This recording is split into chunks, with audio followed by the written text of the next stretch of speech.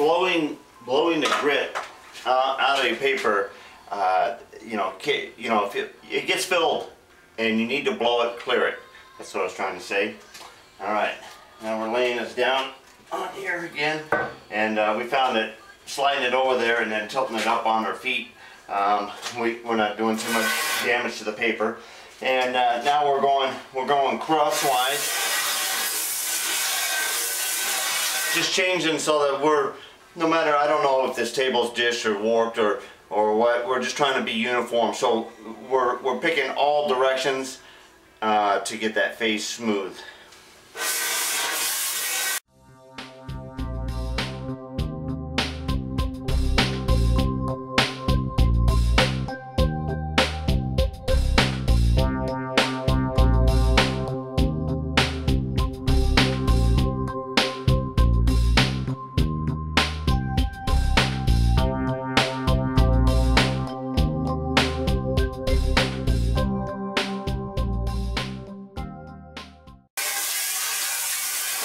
Oh, barking spiders.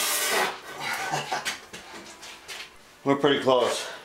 I know you can see a little bit of this rings right in here, still coming across that area. Got just a couple little sweeps here, but this pretty much is starting to come in all the way across here. Real nice.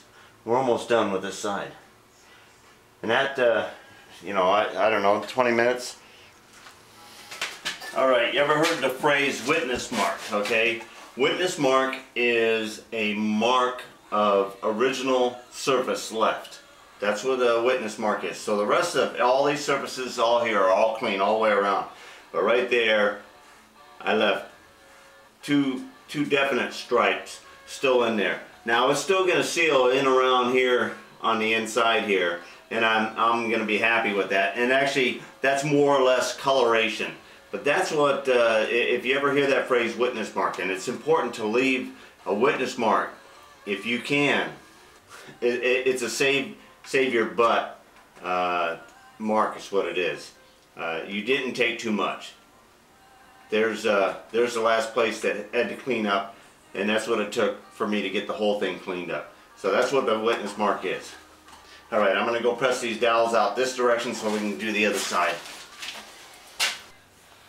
Alright, there's a quick look at everything on this face is real nice. Okay, we've already blown out and cleared this paper here, and now we're going to set it down. We don't have hand holes here, so we got to just grabbing it like this. The same thing.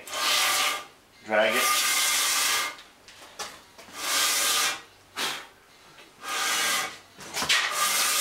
Just a couple times. You just don't want to get any down pressure in on the leading edge yet.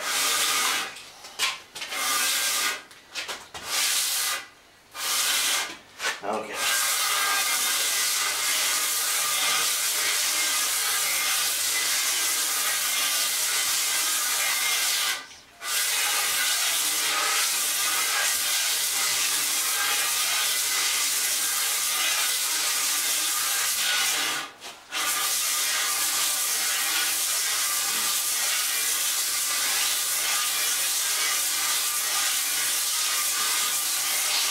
Take a look at it.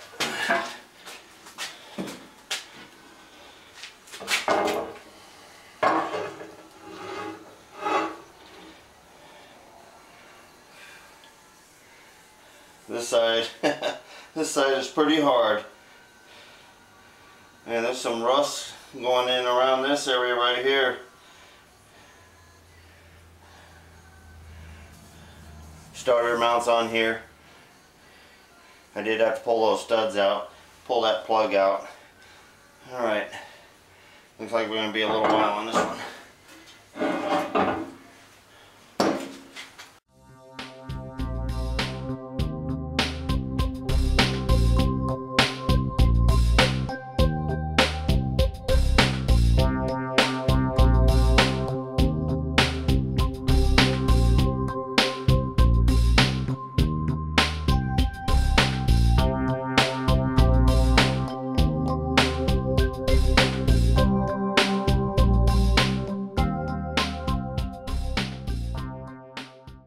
Well, we're laying it down here for tonight.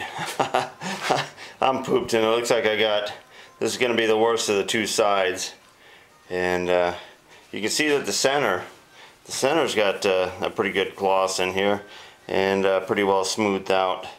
But here on the outskirts here, you can see down at this foot here, there's hardly any touch there. This foot is being touched here, and a little bit up around in here, but we are kissing the highs here. We're not down on those points there yet, and all those usually are pretty well flush.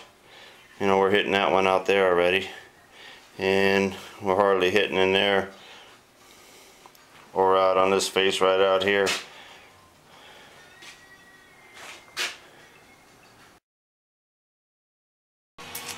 Okay, we've run this on the paper here for about 15 minutes this morning there. We had taken a break there from yesterday. Now you can see that we're getting nice surface finish all here in the middle, alright? But out here towards the starter side, where the starter mounts, you can start to see the stripes here. Over here you can see the stripes. That's paint filled. It's actually sanding across the paint already. Alright, evidently this inner ring right here is where it makes contact surface to surface there, and it's pretty well its integrity is pretty good. There are some stripes right in here. We're hoping to get that out. Evidently this is like a relief, and this is where moisture and rust builds up around the bolt pattern on the outside of the actual contact surface here.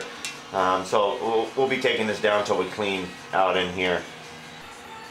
Alright, I went and got the 1 to 2 inch micrometer here so that I could just keep an eye on the thickness here. And I know it also is a question on your mind there. When you're doing lapping here, how are you controlling the thickness, and is that important? Of course it's important.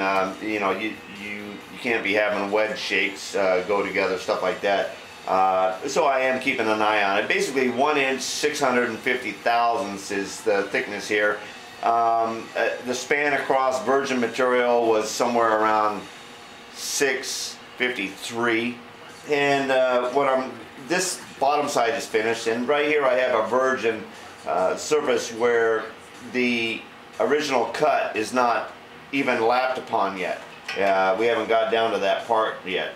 And in the valley or the lull of the cut radius there is 1 inch 649, and up on the top of these crowns here, the top high points of their cut, I am getting about 651.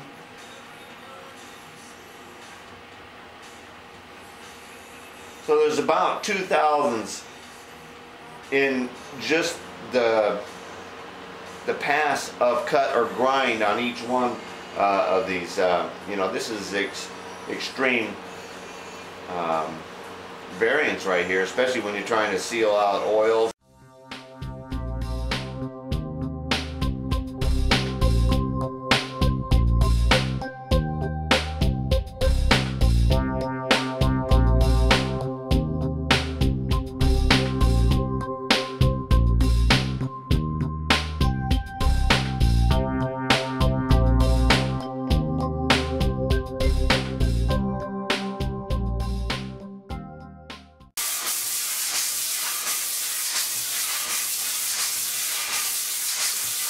I call that my Jacqueline. You ever watch him? My mom used to had the ironing board out, watch Jacqueline.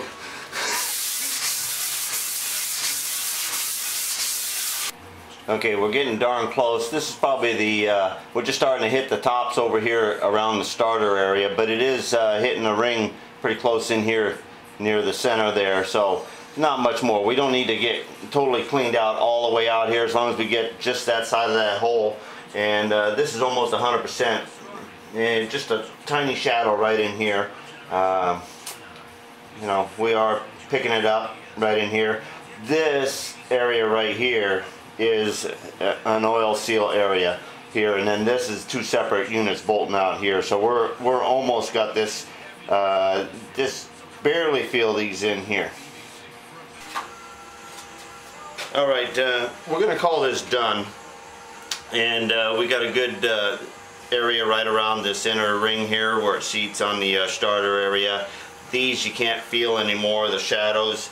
Those are non-existent there. Same with these down in here.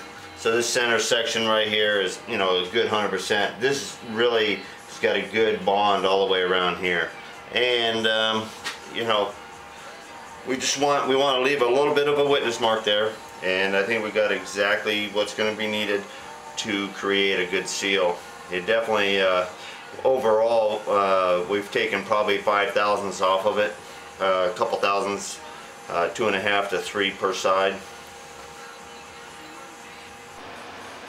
Alright, we're just double checking, you know, like 3 under there, 3 under there, 3.5 there, 3.5.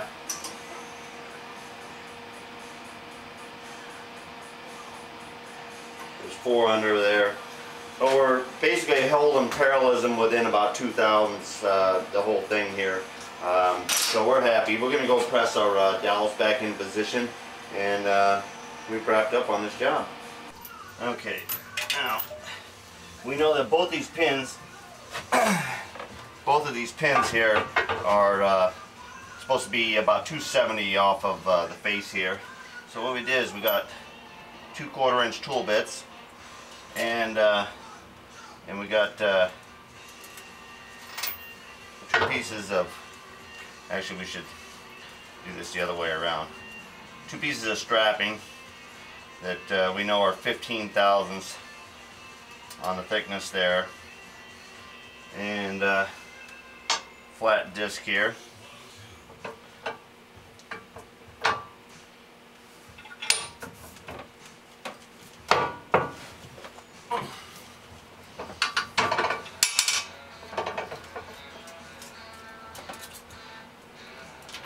Alright, there's one.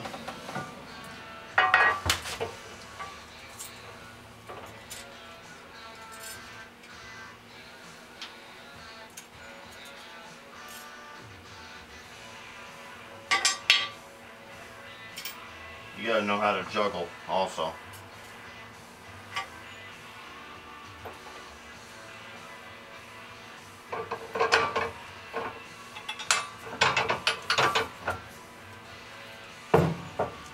Okay, I'm on the bottom here somewhere. There we go.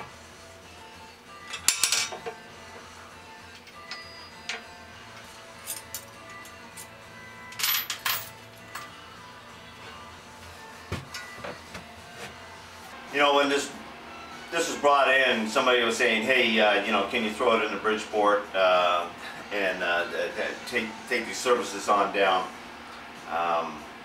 Matching and blending cuts on a machine that you cannot grab the whole surface in one setup is going to give you a little blem, and that little blem is going to be pretty much just about the inconsistent surface that was with this grind that they put on this thing to start with.